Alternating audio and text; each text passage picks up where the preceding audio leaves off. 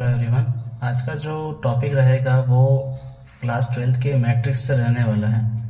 आज का जो टॉपिक मैट्रिक्स है उसमें हम पढ़ने वाले हैं कि एनसीईआरटी का जो एक्सरसाइज 3.1 है उनके क्वेश्चनों को कैसे करेंगे। लेकिन उन क्वेश्चनों को करने से पहले मुझे ये पता होना चाहिए कि जो मैट्रिक्स है, जिस मैट्रिक्स का हम डिस्कशन कर रहे हैं उस मैट्रिक्स का बेसिक मतलब क्या होता है। मैट्रिक्स का बेसिक जो मीनिंग होता है वो ये होता है कि अरेंजमेंट ऑफ एलिमेंट इन रोज और कॉलम। यहाँ पे जैसे मान लो मैंने एक नंबर लिखा 1 2 3 4 5 6 और 7 8 9।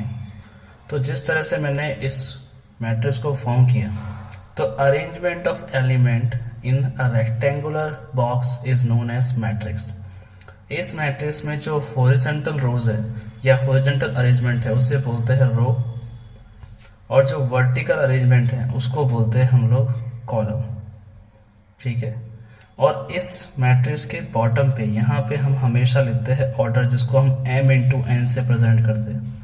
यहाँ पे m का मतलब होता है नंबर ऑफ रोज और n का मतलब होता है नंबर ऑफ कॉलम्स।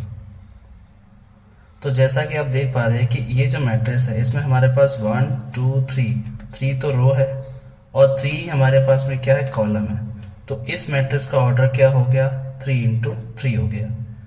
अगर मुझे कभी क्वेश्चन में पूछा जाए कि नंबर ऑफ एलिमेंट कितने होंगे, नंबर ऑफ एलिमेंट्स कितने होंगे, तो मैं इन ऑर्डर को आपस में मल्टीप्लाई करूंगा और मल्टीप्लाई करने से जो नंबर आएगा वही मेरा क्या होगा, नंबर ऑफ एलिमेंट के बराबर होगा।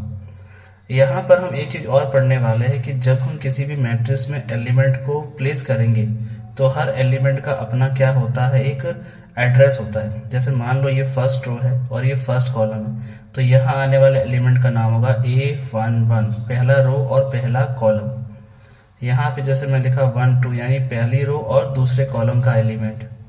फिर यहाँ लिखा मैंने 1 3 पहली रो का तीसरा एलिमेंट। इसी तरह से हम इसमें एलिमेंट्स को फिल करते जाएंगे according to row and column.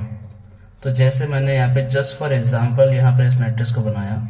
अब हम अपने क्वेश्चंस पे आते हैं, जहाँ पे ये क्वेश्चन आपको देख रहा है कि इन अ मैट्रिक्स ए, ये हमारे पास मैट्रिक्स है। सबसे पहला चीज पूछा है कि ऑर्डर क्या होगा। तो हमें पता है कि ऑर्डर क्या होता है, ऑर्डर होता है रो इंटू कॉलम। यहाँ पे 3 रो है और हमारे पास 4 कॉलम है, तो हमारा जो ऑर्डर है वो 3 इंटू 4 हो गया। नंबर ऑफ एलिमेंट की बात करें तो मैंने कहा था कि नंबर ऑफ एलिमेंट निकालने के लिए आप इन दोनों को मल्टीप्लाई कर दो तो 12 आ जाएगा। आगे हमसे पूछ रहा है कि what is the value of A13। तो पहली रो का तीसरा कॉलम क्या है, यहाँ पर 19 है, तो यानी A13 की वैल्यू कितनी हो गई, 19 हो गई। फिर A23 है ना, A23 का मतलब क्या है, सेकेंड रो का तीसरा एलिमेंट जो कि हमारे पास 5/2 है। फिर A33 इसका मतलब क्या होगा, तीसरी रो का तीसरा एलिमेंट, यानी तीसरी रो का तीसरा कॉलम बोलेंगे या तीसरा एलिमेंट बोलेंगे, एक ही बात है, तो -5 आ गया।